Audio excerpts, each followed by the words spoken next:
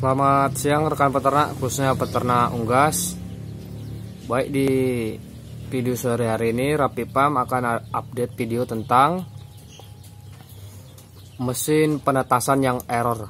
Ini lanjutan dari part yang pertama, pembahasan pertama. Namun ini lanjutannya tentang mesin tetas yang error.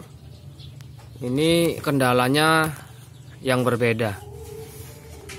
Jadi seperti ini mesin tetas saya, kapasitas yang atas itu 250. Yang kemarin sudah saya update videonya, dan yang di bawah ini kapasitas 500 butir. Jadi di kapasitas 500 butir ini saya buat sendiri mesinnya, namun belum 100% selesai. Masih ada yang harus diperbaiki lagi, yaitu tinggal pemasangan kaca depan. Namun sudah saya isi telur untuk percobaan pertama. Jadi di pembahasan mesin tetas yang error ini, yang kedua ini, membahas tentang termostat. Jadi termostat yang saya gunakan ini termostat yang biasa memang. Jadi kalau yang biasa yang seperti ini harganya di kisaran 70 sampai 80 ribu. Namun kendala seperti ini dia. Kadang di pertengahan kita mulai menetaskan telur, yaitu di usia telur itu di mesin tetas sekitar 16 sampai 18 hari itu mesin tetas error. Kan karena dia mengontrol lampu. Biasa kalau bola lampu yang ada di mesin tetas saya ini malah lebih awet ketimbang termostatnya. Biasa kendala itu bola lampu sering putus. Namun kalau saya yang sering bermasalah itu hanyalah termostat seperti ini. Ini yang memang yang biasa. Kalau yang bagus itu memang dia ukurannya lebih besar dan lebih lengkap untuk instrumennya. Jadi ini kendalanya. Kalau yang kemarin itu dia di video sebelumnya, yang mesin ini kan karena kebetulan lagi kosong, telur belum saya masukkan, ini belum saya hidupkan, belum bekerja dia. Kalau yang mesin ini yang pembahasan sebelumnya, ini dia di umur telur sekitar lebih kurang 4 hari pada waktu itu termostatnya bermasalah.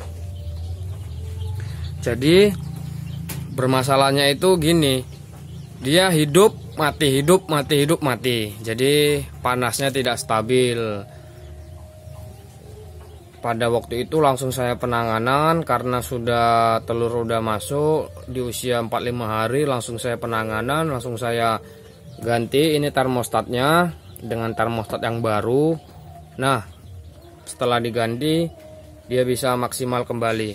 Namun kalau untuk pembahasan yang bawah ini kendalanya ini di angka 35,0. Ini mentok 34,9 sampai 35,0. Ini stuck mentok di sini saja.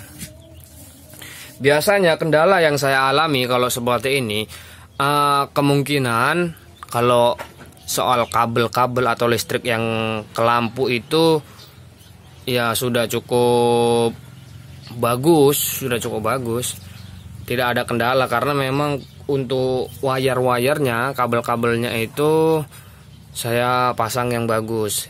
Kendala seperti ini stuck di 35 sekian, lampu tidak hidup. Nah, lampu tidak hidup seperti ini. Kita buka.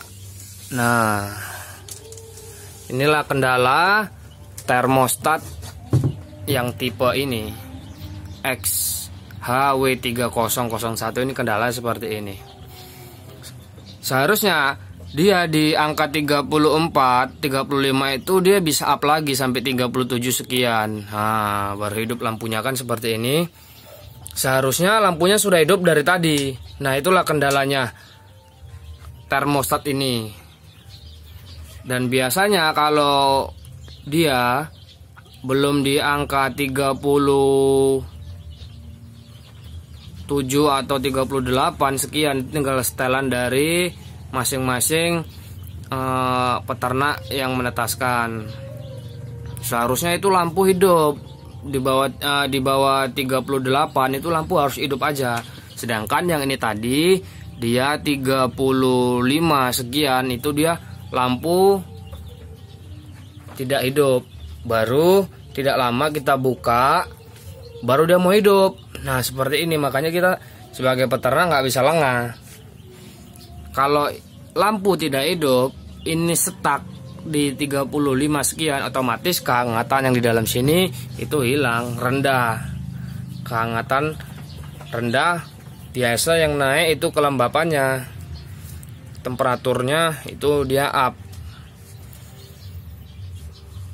Kemungkinan itu ya di termostat ini. Kadang kalau saya ketuk-ketuk gini, dia di angka 30 sekian lah, saya ketuk-ketuk gini, lampunya baru mau hidup nyala.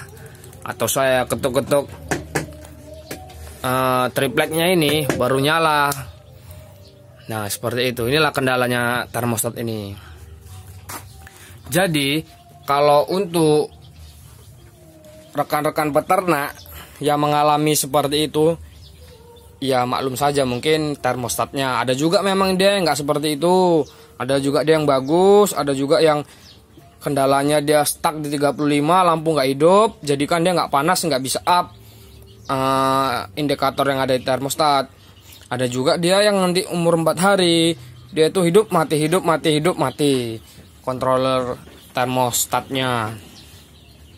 Inilah kendalanya. Memang kalau untuk settingan yang termostat tipe lain memang saya kurang paham untuk settingannya, jadi biasa saya menggunakan yang tipe XWH itu.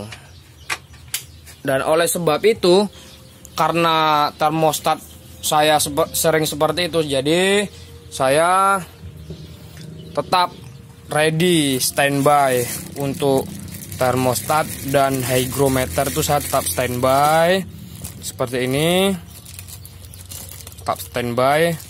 Jadi ketika telur itu masuk 500 butir kendala, jadi kita tidak kebingungan untuk mencari termostat. Saya selalu standby untuk cadangannya. Jadi insya Allah aman.